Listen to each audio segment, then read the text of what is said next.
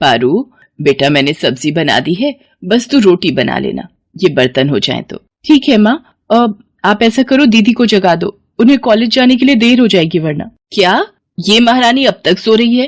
हे भगवान, क्या होगा इस लड़की का। मोना, ओ मोना, उठती है या पानी की बाल्टी उड़े लूं तेरे ऊपर?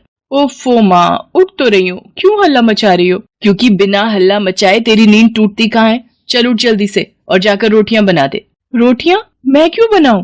पारू कहाँ गई? वो बर्तन धो रही है। और तू क्यों नहीं बना सकती रोटियां? अरे कुछ तो शर्म कर लड़की, वो तेरी छोटी बहन है, फिर भी तुझसे कहीं ज्यादा काम करती है, क्योंकि वो सिर्फ यही कर सकती है और सारी जिंदगी यही करती रहेगी। घर के कामों के अलावा उसे और आता ही क्या है? माँ, साफ सीधी सी बात है, मुझे ये घर के फालतू कामों में कोई इंटरेस्ट नहीं है। अब मुझे कॉलेज के लिए देर हो रही है, पारू को बोलो मेरा नाश्ता पैक कर देगी। अरे लेकिन ऐसे कैसे? तू रुक जरा। मोनिका अपनी माँ को अनसुना कर वहां से चली गई। कहने को तो मोनिका उम्र में पारुल से बड़ी थी, लेकिन आदतों के मामले में पारुल में समझदारी कहीं ज्यादा थी। इसके साथ ही वो बहुत सीधी सादी थी। दूसरी तरफ मोनिका शुरू से ही मस्त मौला थी। घूमना फिरना और मॉडर्न लाइफस्टाइल जीना उसकी पहली पसंद थी। यही वजह थी कि पारुल उसे फूटी आंख नहीं सुहाती थी। अरे ये क्या पहन रखा है तूने?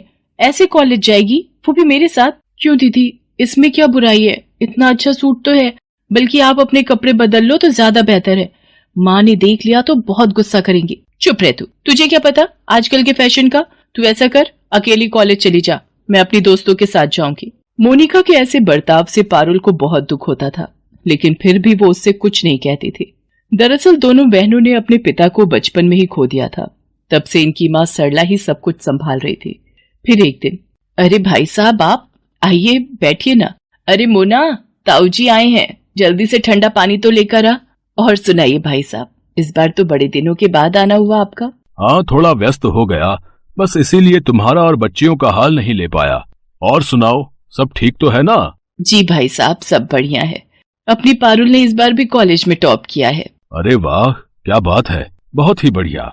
सच में अपनी पारू बिटिया का तो कोई जवाब नहीं। और अपना मोना के क्या हाल हैं?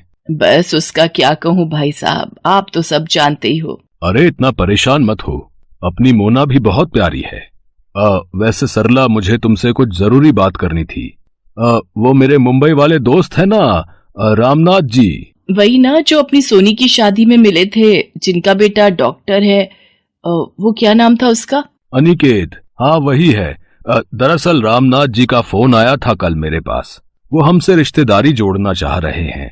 अपने बेटे को तुम्हारा दामाद बनाना चाहते हैं वो। सरला अपने जेठ से आगे कुछ पूछ पाती उससे पहले ही वहां मोनिका पानी का गिलास लेकर आ गई। वो अनिकेत को जानती थी।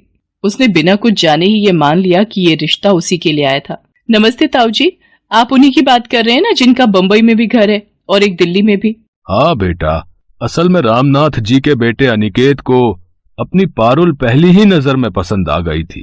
रामनाथ जी और भाभी जी को भी अपनी पारू पसंद है। सरला बहुत ही भले लोग हैं। इतना पैसा है पर घमंड नाम की चीज नहीं है किसी में। अपनी पारू राज करेगी, राज। ताऊजी नहीं, आप उन लोगों को मना कर दीजिए।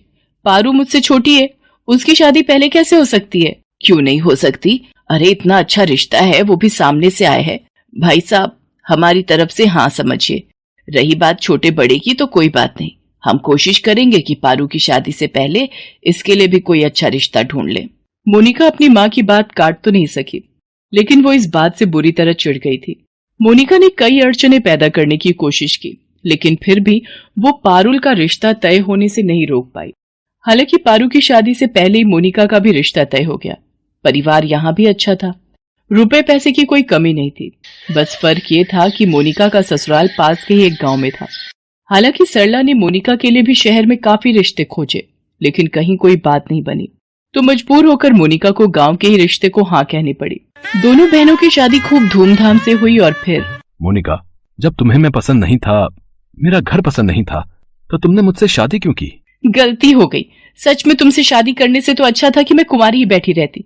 मुझे लगा था कि मैं तुम्हारी सोच बदल लूंगी और फिर हम शहर जाकर रहेंगे, लेकिन नहीं, तुम्हें तो यही गांव में अपनी जिंदगी बर्बाद करनी है। शौक से करो, पर मेरे साथ ऐसा नहीं चलेगा, कह देती हूँ। हाँ तो तुम मेरी भी एक बात कान खोलकर सुन लो। मैं अपने माँ बाप को यहाँ अकेला छोड़कर कभी शहर नहीं जाऊंगा, चाहे जो हो जाए। ठीक है, फिर यहीं रहो, मैं जा रही हूँ। शादी के 2 महीने भी मोनिका अपने ससुराल में नहीं काट सकी और सब कुछ छोड़कर अपने मायके आ गई। सरला के लाख समझाने पर भी वो टस से मस नहीं हुई। फिर एक दिन, माँ एक खुशखबरी है, आप नानी बनने वाली हैं। सच? अरे वाह, बधाई हो बेटा, मैं बहुत खुश हूँ। सच में? दामाद जी से मेरी बात करा जरा।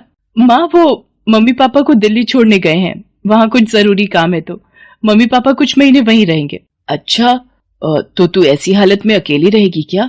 नहीं माँ, ये परसों तक वापस आ जाएंगे। नहीं बेटा, दामाद जी तो वैसे भी सारा दिन अपने काम में रहेंगे।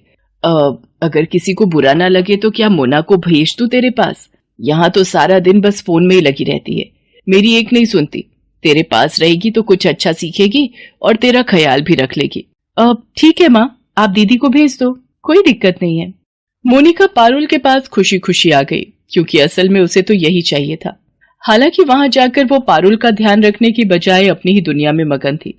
अनिकेत जी, ऐसा कीजिए, आज आप क्लिनिक मत जाइए, मुझे इतने दिन हो गए यहाँ आए हुए, मुझे मुंबई तो घुमा दीजिए कम से कम। दीदी हम चलेंगे, पर इस वीक रुक जाइए, बस एक बार पारुल की टेस्ट रिपोर्ट्स आ जाएं, फिर तीनों चलेंगे। ये कैसे जाएगी? नहीं नहीं, ये जाएगी तो हमें हर वक्त इसी का ख्याल रखना पड़ेगा, फिर हम क्या खाक घूमेंगे? इसे घर पर ही रहने दीजिए, बस हम दोनों चलते हैं। अनिकेत मोनिका से बिना कुछ कहे ही वहां से उठकर चला गया। उसके जाते ही पारुल ने मोनिका से कहा, दीदी आप बुरा मत मानना, वो क्या है ना, ये मेरे बिना कहीं घूमने नहीं जाते, बस इसीलिए। क्या उफ, तेरी संगत में अनिकेत भी गंवार जैसे हो गए क्या? चलो कोई बात नहीं, मैं अकेले घूम कर आ जाती हूँ। मोनिका हर चीज में मनमानी ही करती थी, उसे हर चीज में पारुल से बराबरी करनी थी, फिर चाहे उसके लिए कुछ भी करना पड़े। दीदी ये ड्रेस, ये आपको कहाँ से मिली? तो क्या हुआ, मैंने तेरी अलमारी में देखी, मुझे अच्छी लगी तो मैंने पहन ली। अब इतना भी हक नहीं है क्या मेरा? अगर तुझे बुरा लगा है तो साफ साफ बोल दे, मैं चेंज कर लेती हूँ। अब नहीं, अब पहन ली है तो रहने दीजिए, पर कोशिश करना कि इसे पहनकर इनके सामने मत जाना, हो सकता है इन्हें बुरा लग जाए। अगर ऐसा है तो मैं चेंज ही कर लेती हूँ, वैसे भी ये मुझे थोड़ी टाइट हो रही है। अब तू ऐसा कर, अनिकेत जी को बोलकर मेरे लिए बिल्कुल ऐसी ड्रेस मंगवा दे, बस 1 नंबर बड़ी होनी चाहिए। मोनिका धीरे धीरे पारुल के घर को अपना ही घर समझने लगी और बड़े ही आराम से हर चीज पर अपना हक भी जताने लगी। लेकिन इतना सब करके भी वो ना पारुल की बराबरी कर पा रही थी और ना ही खुश रह पा रही थी। पारू देखो, मैं तुम्हारे लिए क्या लाया हूँ। वाह, ये तो डायमंड है ना, पर इसकी क्या जरूरत थी, मेरे पास तो पहले से इतनी ज्वेलरी है। जरूरत हो या ना हो, मुझे तुम्हारे लिए गिफ्ट्स लाना अच्छा लगता है, ये तो जानती हो ना। और वैसे भी बहुत जल्द तुम मुझे जिंदगी का सबसे अनमोल गिफ्ट देने वाली हो, जिसके सामने ये डायमंड रिंग तो कुछ भी नहीं है। पारुल अनिकेत के गले लग जाती है और पास ही खड़ी मोनिका ये सब देखकर बुरी तरह जल भुन जाती है। उसी वक्त उसने तय कर लिया कि अब उसे क्या करना है। मोनिका ने पारुल की काफी ज्वेलरी चुरा ली और उसे लेकर चुपचाप घर से बाहर जाने लगी। लेकिन तभी अचानक उसका पैर दरवाजे की चौखट से टकरा गया और वो बहुत जोर से गिर पड़ी। उसके चिल्लाने की आवाज सुनकर पारुल और अनिकेत दोनों की नींद टूट गई और वो फौरन बाहर पहुंचे। मोनिका जमीन पर गिरी दर्द से कराह रही थी। उसका ध्यान ही नहीं रहा कि गिरने की वजह से सारी ज्वेलरी जमीन पर फैली पड़ी थी। दीदी ये क्या हो गया, चलो उठो, चलो मेरे साथ।